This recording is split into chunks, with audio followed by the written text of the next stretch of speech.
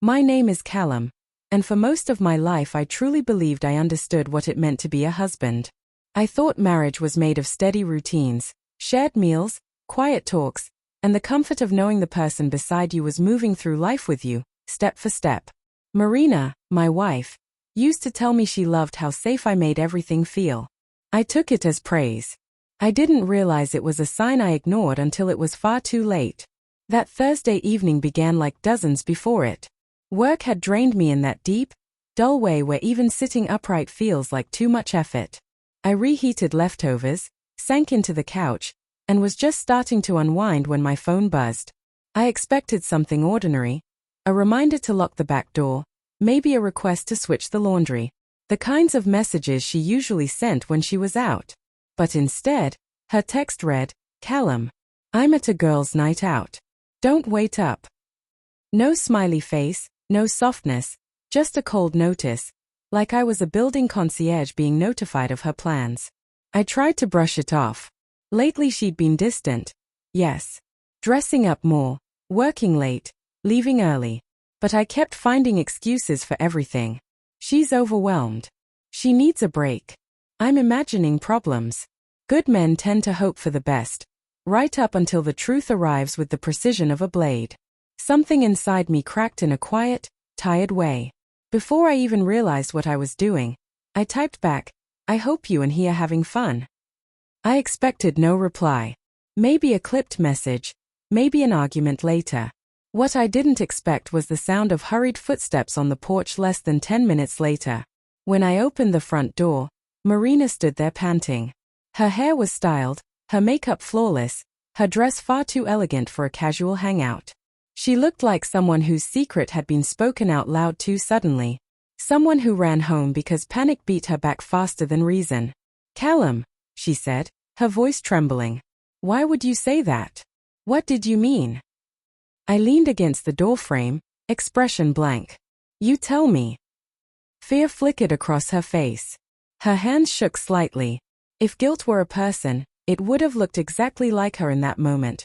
Red lipstick, perfume I hadn't smelled on her in months, and eyes wide with dread. "I swear it's just the girls," she rushed out. "We went to a wine bar. I can call them. All of them. We can FaceTime right now." "Go ahead," I said calmly. "Call them."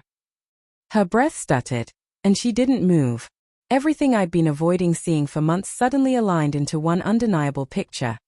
The late nights, the new wardrobe, her fixation on her phone, the emotional distance, the slight jump every time I walked into a room unexpectedly. I had trusted her so much I forgot trust can go blind. She followed me inside like a student awaiting a failing grade. "Callum, please," she whispered. "You're scaring me." "Funny," I said. "I thought I should be the one afraid." Her eyes instantly filled, though Marina wasn't someone who cried during arguments. She was usually composed, sharp, always able to twist a disagreement neatly in her favor. But this wasn't a fight she'd anticipated. "Are you accusing me of something?" she asked shakily. "I didn't accuse you," I replied. "I simply asked a question. Your reaction answered it." She sank onto the couch, covering her face, not in grief, but in calculation.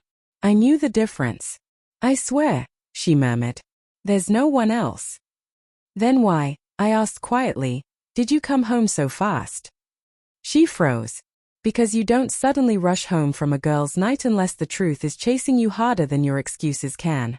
She lifted her head with a look I'd never seen. Fear, guilt, and something like regret. Or maybe just regret that I'd caught up to her. "Callum, please tell me what you think you know," she said. I didn't answer. The truth was, I didn't know anything for sure. But she did.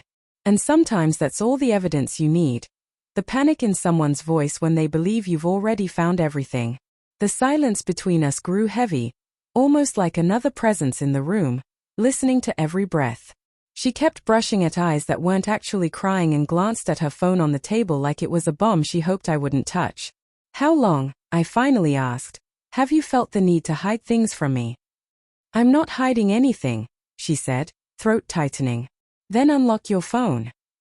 She didn't gasp or shout. She just gave the smallest, involuntary flinch, Half a second of pure honesty she couldn't hide. Callum, she whispered. That's not fair. Fair. An interesting word from someone who ran home like her conscience was dragging her by the wrist. I spoke barely above a whisper.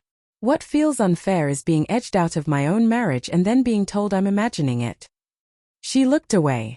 For months I had doubted myself, my instincts, my judgment, even my sanity. It was unsettling how easily uncertainty could creep into someone who used to feel sure of themselves. I'd thought loving someone meant giving them the benefit of the doubt. Marina seemed to think it meant giving her room to lie without question. Who were you with tonight? I asked evenly. For a second, she almost answered. I saw the truth gather in her eyes like a storm about to break. Then she blinked, and the defenses snapped back into place. I told you, she murmured. The girls. You also told me not to wait up. You've never said that before. Because we planned to stay late. You got home in 10 minutes. She flinched. Your message scared me. I nodded slowly. Right. Because I supposedly read too much into it. She started to speak, then shut her mouth again. She looked trapped, lost inside the lies she'd layered over time. I sat across from her, not close enough to offer comfort, just close enough to show I wasn't angry, just awake now. Marina, I said softly, I don't want excuses. I want the truth. She lifted her head, and something subtle shifted in her expression. Not guilt, not fear, something more delicate, almost like surrender. You've been distant too, she said in a small voice. You've been tired, distracted. You barely look at me some days. I thought maybe you weren't happy anymore. Normally I would have braced for manipulation, but her trembling voice wasn't manipulating. Not this time. She was admitting something, but not what I had expected. Are you saying this is my fault? I asked quietly. No, she whispered, shaking her head. I'm saying, we both let things slip, and I didn't know how to fix it. I didn't know how to talk to you without making it worse. Vulnerability was never her strong suit. She always hid her real feelings behind sarcasm or distance. Seeing her small and uncertain threw me off balance. So you turned to someone else? I asked. She recoiled again. That was all the confirmation I needed. She didn't admit it, but she didn't deny it either. Some truths speak loudest in silence.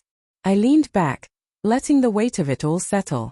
Months, maybe a year, of small, strange moments suddenly made sense. The late nights, the new outfits, the sudden love of taking walks, the smile that looked like it was meant for someone else long before she walked through our door. Who is he?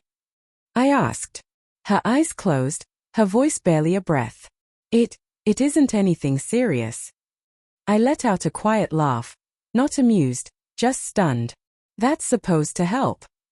No, she broke off, exhaled shakily, wiped her cheek. I just didn't want to lie anymore. And still, I said, you are. She looked at me, really looked, and something inside her cracked.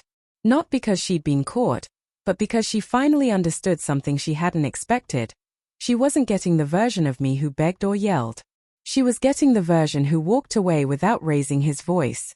Callum, she whispered, I don't want to lose you. You already did, I said gently. You just didn't notice when it happened. The air in the room felt colder then. Or maybe the cold was inside me, a quiet door closing for good. I don't hate you, I said.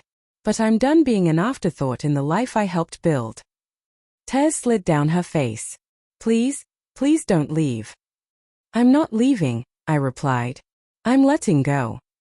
She made a small, broken sound. Can we try? Can't we fix this? I'll end it. I'll do whatever it takes. Marina, I said, soft but firm. You ran home in 10 minutes because you thought I already knew. If that doesn't tell you where we are, nothing will. She buried her face in her hands, not calculating now, collapsing. I stood up, a strange calm washing over me. Not satisfaction, not spite, clarity. The kind that comes when you finally accept that something has been falling apart far longer than you admitted. As I stepped toward the hallway, she called after me, her voice trembling.